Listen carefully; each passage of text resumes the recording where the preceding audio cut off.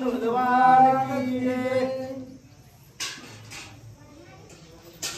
तया मागे खगेंद्रास्त्र, तया मागे संजीवनी अस्त्र,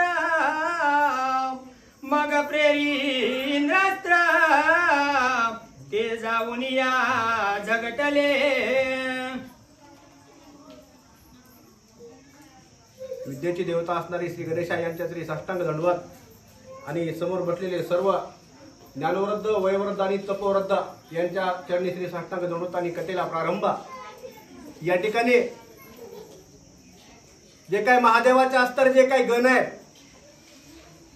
आणि नवनाथामधले, नवनाथापैकी असलेले चौरंगीनाथ आणि गोरक्षनाथ ह्या असणाऱ्या तिघा जणांचं असणारं तुफान युद्ध चालू आहे। तर अस्त्र मागून अस्त्र एकमेकावर असे टाकू लागलेले आहेत। तर ज्या ज्या वेळेस शिवगणाने काय केलं, भयानक असणारे अस्त्र सोडले, त्यावेळेस असणारा गोरक्षनाथाने आणि चौरंगीनाथाने सुद्धा ज्या ज्या अस्त्राला बाधा करतील ना, अशा प्रकारचे अस्त्र त्याच्यावर ते सोडू लागलेले आहेत।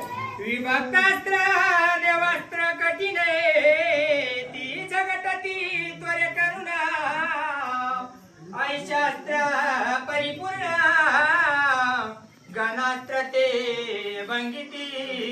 हो, त्या ठिकाणी काही जणांवर का असणारे देवास्त्र सोडू लागले, अशा असणारे दानवास्त्र सोडू लागले, इंद्रास्त्र सोडू लागले, अशा असणारे एका मागून एक असणारे अस्त्रावर अस्त्र त्याची एकमेकावर त्याची सोडू लागलेले आहेत। त्यात काय करी चौरंगीनाथ, अणुचे मोहनास्त्र प्रेरिता, ते संचरुणी गणहृदयाचा, मग मिरवता पिसाटपणे। हो, असं काय झालं या ठिकाणी गोरक्षनाथ आणि चौरंगीनाथ फक्त यांचा पराक्रम बघत होते। अरे अस्त्र मागून अस्त्र असणारे यांच्यावर फेकू लागले, एकामागे एक असणार महाभयानक असणार बलाढ्य अस्त्र या ठिकाणी येऊन आदळू लागलंय। हे चौरंगीनाथानं बघितलं गेलं। चौरंगीनाथ असताना खूप हुशार होते।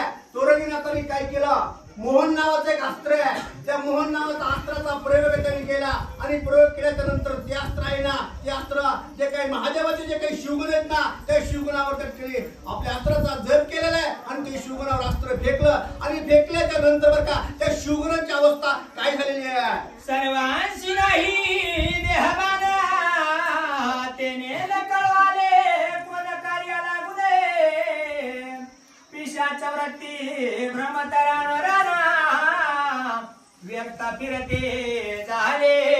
हो बघा, या ठिकाणी असणारी आपण खूप कथा ऐकल्या, कारण ज्या वेळेस कृष्णाने असणारी मंजुळ बासरी वाजवली गेली त्यावेळेस असणारं गवळीच असणारं मन असणारं मोहून गेलं होतं बरं का। अगदी तशाच प्रकारे काय केलं की असणाऱ्या चौरंगीनाथाने एक अस्त्राचा प्रयोग केला, प्रयोग केल्याच्या नंतर बरं का संपूर्ण शिवगण तटकनी मोहून गेले। अरे मी कोण आहे, मी कशासाठी आलो आहे, जशा प्रकारे भूतासारखी पिशासारखी अवस्था त्या शिवगणात झालेली आहे। युद्ध तर सोडा, मग युद्ध कशाला करायचंय, कुणासोबत करायचंय, आपलं कार्यच काय आहे हे संपूर्ण विसरूनच गेलेत। बोला त्यात अनेक चौरंगीनाथ प्यारी प्रळय काळीचा वाता, तेने गण समजता वायू चक्री पडियले। तेवढंच नाहीये तर बरं का असणारा खूप असणारा पराक्रमी असणारा चौरंगीनाथाने काय केलं बरं का, अरे ते असणाऱ्या शिवगणाची अशी अवस्था झाली आहे, ते स्वतःला त्या ठिकाणी सावरत नो सावरत तोपर्यंत काय केलं बरं का, त्याने काय केलं, महाप्रळय असणारं वातास्त्र या ठिकाणी लगेच असणारं चौरंगीनाथाने सोडलेलं आहे। अरे वातास्त्र नेमकं कसं आहे, आपण 2-4 दिवसापूर्वी बघितलं या परिसरामध्ये एवढा खूप मोठा वारा आला होता की कुणाच्या घरावर पत्तर राहिलं नाहीये, कुणी झाड मोठमोठ्यावर उन्मळून पडले, असा भयानक असणारं वातास्त्र सोडलं आणि देवगणाची जे काही शिवगणाची अवस्था आहे ना अतिशय बिकट करून टाकलेली आहे। तो वीरभद्र मागुनी चामुंड्या सहिता युद्धाला गेला त्वरिता, परिशिवगण पाहून अवस्थित परमचित्ती शोभला।